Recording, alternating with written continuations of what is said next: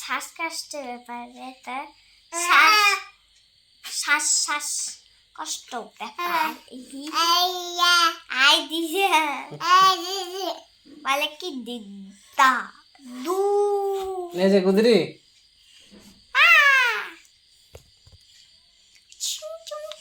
এই যে আমার ছোট বোন, এই যে আমার গুদরি, আমার কুচি। এই বাচ্চা আবার কোথায় উঠে? কি রে বাচ্চা, পাহাড়ে উঠিস নাকি? আচ্ছা পাহাড়ে উঠিস নাকি? অনেক বড় বড় হয়েছে।